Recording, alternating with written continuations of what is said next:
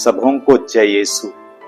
ख्रिस्त में प्यारे माता पिता भाई बहनों, आज हम 40 के 5वें रविवार में प्रवेश करते हैं। जब हम ईश्वर की ओर देखते हैं तब हमें एहसास होता है कि ईश्वर महान और सर्वगुण संपन्न है। साथ साथ हमें यह भी ज्ञात होता है कि कितने छोटे और अयोग्य हैं। हम पापी हैं, फिर भी मौके मिलने पर हम अपने पापों तथा कमियों को छिपाकर दूसरों के पापों तथा कमियों को बढ़ा चढ़ाकर प्रस्तुत कर उन पर आरोप लगाने लगते हैं, उनकी आलोचना करने लगते हैं। यह हमारे आध्यात्मिक रीति से परिपक्व न होने का प्रमाण है। इसलिए मत्ती अध्याय 7:3 में प्रभु हमें सवाल उठाते हैं, जब तुम्हें अपनी ही आंख की धर्म का पता नहीं तो तुम अपने भाई की आंखों का तिनका क्यों देखते हो।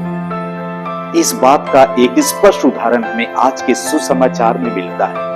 सादुकी और फरीसी अपने पापों को छिपाकर व्यभिचार में पकड़ी गई एक स्त्री के पापों को बढ़ा चढ़ाकर बताकर उस पर आरोप लगाते हैं और मूसा की संहिता के अनुसार उसे दंड देने की बात करते हैं। यीशु का ध्यान कानून पर नहीं बल्कि मुक्ति पर है। यीशु उस स्त्री को अनुकंपा तथा दया दिखाते हैं। साथ साथ वे उसे पापों का कुमार्ग छोड़कर मुक्ति का पावन मार्ग अपनाने के लिए प्रेरित करते हैं। यीशु का रवैया उस महिला के अंदर पश्चाताप उत्पन्न कर सकता है। प्रभु ईश्वर यह नहीं चाहते कि किसी का सर्वनाश हो।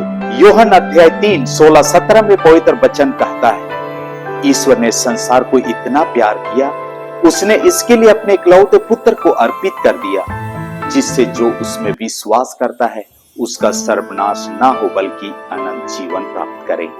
ईश्वर ने अपने पुत्र को संसार में इसलिए नहीं भेजा कि वह संसार को दोषी ठहराए, उसने उसे इसलिए भेजा कि संसार उसके द्वारा मुक्ति प्राप्त करे।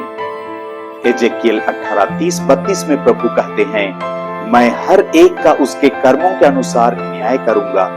तुम मेरे पास लौटकर अपने पापों को त्याग दो, कहीं ऐसा ना हो कि तुम्हारे अपराधों के कारण तुम्हारा विनाश हो जाए।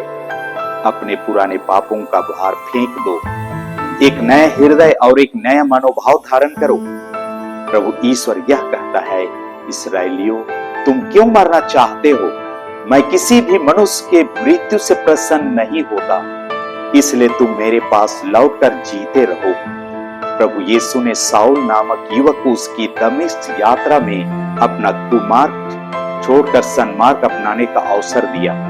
आगे चलकर शाऊल संत पौलुस बनता है और स्वर्ग राज्य के महान कार्य करता है। आज के दूसरे पाठ में संत पौलुस कहते हैं, मैं प्रभु ईसा मसीह को जानना सर्वश्रेष्ठ लाभ मानता हूँ और इस ज्ञान की तुलना में हर वस्तु को हानि मानता हूँ। उन्हीं के लिए मैंने सब कुछ छोड़ दिया और उसे कूड़ा समझता हूँ, जिससे मैं मसीह को प्राप्त करूं और उनके साथ पूर्ण रूप से एक हो जाऊं। प्रभु यीशु किसी पर भी दोष नहीं लगाते हैं, न व्यभिचारिणी पर और न ही उस पर आरोप लगाने वाले सदूकियों तथा फरीसियों पर। वे सबके अंतःकरण को जगाते हैं ताकि वे स्वयं ईश्वर के समक्ष अपनी अयोग्यता को महसूस करें और अपने पापों तथा गुनाहों को काबू कर अपने जीवन में परिवर्तन लाएं। हमारे नजरिए किसी भी प्रकार क्यों ना हो, हमारी प्रवृत्तियां किसी भी तरह की क्यों ना हो, आज प्रभु हमारे अंतःकरण को जगाना चाहते हैं। साथ साथ हमें आह्वान करते हैं कि हम फिर पाप ना करें। प्रभु यीशु के व्यवहार से हमें यह प्रेरणा मिलती है कि सुसमाचार सुनने और सुनाने वालों को किसी भी तरह हतोत्साहित या निराश नहीं करना चाहिए, बल्कि उन्हें प्रोत्साहित कर सन्मार्ग पर चलने के लिए प्रेरित करना चाहिए। प्रवक्ता ग्रंथ अध्याय 28:12 कहता है, चिंगारी पर फूंक मारो वह भड़केगी, उस पर थूक दो और वह बुझेगी। दोनों तुम्हारे मुंह से निकलते हैं। आज हमें तय करना चाहिए कि किस मनोभाव का चयन करेंगे, प्रभु यीशु का मनोभाव या सदुकियों तथा फरीसियों के मनोभाव का। हमें दूसरों पर दोष लगाने की अपनी वचन पर काबू पाना चाहिए। प्रभु कहते हैं, दोष नहीं लगाओ जिससे तुम पर भी दोष ना लगाए जाए। आदम ने पाप का आरोप हेवा पर लगाया और हेवा ने सांप पर। सोने का बछड़ा बनाने का आरोप हारून ने लोगों पर लगाया।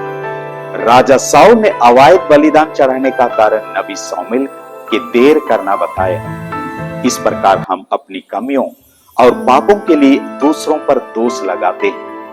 राजा दाऊद की महानता इसमें थी कि उन्होंने अपने पापों को स्वीकार किया और पश्चाताप किया। यह संत पेतरुस और संत पौलुस की भी विशेषता थी।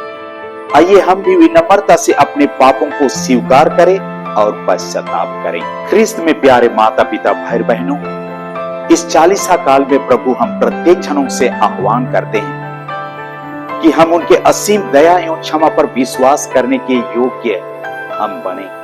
वे चाहते हैं कि हम भी अपने अपराधों को स्वीकार करें और उन पर पछताते हुए उनके पास जाएं और अपने अपराधों से छुटकारा प्राप्त कर उनसे संयुक्त हो जाएं। सब हमको